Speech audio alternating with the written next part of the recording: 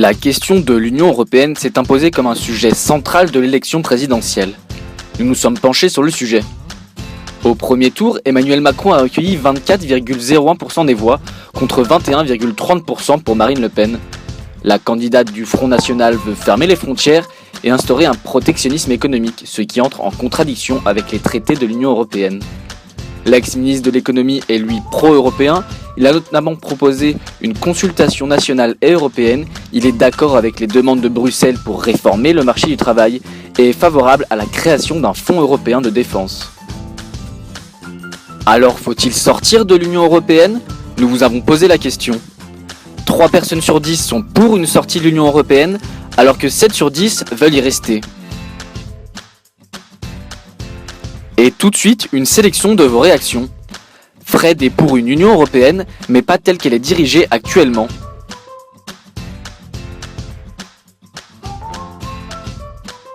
C'est la même idée pour Quentin, qui trouve que la solution pourrait se trouver dans l'harmonisation fiscale et sociale. Nicolas, lui, s'inquiète des conséquences d'une sortie de l'Union européenne. Il pense que les sommes à rembourser à Bruxelles vont ruiner la France. Quant à Jérémy, il craint une fuite des capitaux à l'étranger en cas de retour au franc. Alors quels seraient les avantages et les inconvénients d'une sortie de l'Union européenne ? Un expert vous répond.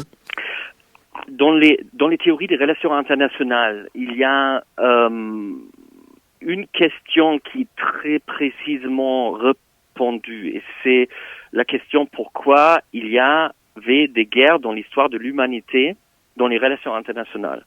Et la réponse qui donne le réalisme, c'était à cause de l'anarchie. Donc, dans toutes les régions de notre politique internationale, s'il y a d'anarchie au-delà des États, il y a des grands problèmes. Il y aura de la violence. L'histoire de l'humanité l'a montré. Donc, sortir de l'Union européenne, c'est pour moi vraiment, peut-être pas pour aujourd'hui, demain, mais pour nos enfants, une question de paix ou de la guerre. Deuxième, chaque pays ne peut pas choisir sa position géographique.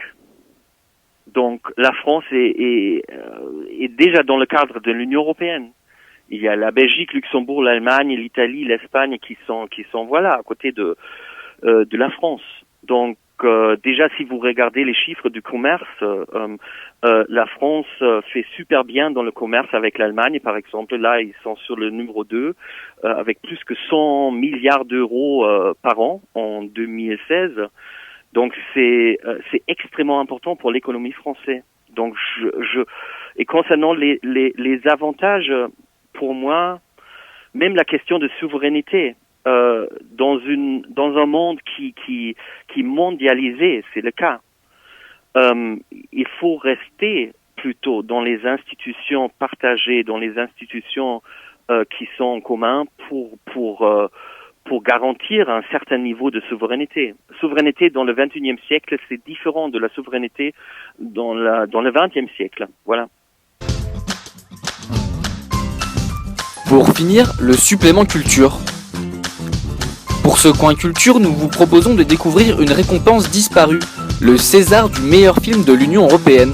Cette distinction fut créée en 2003 par l'Académie française des arts et techniques du cinéma pour récompenser un film européen par an. Elle n'a été décernée que de 2003 à 2005, peut-être une preuve d'un échec culturel européen.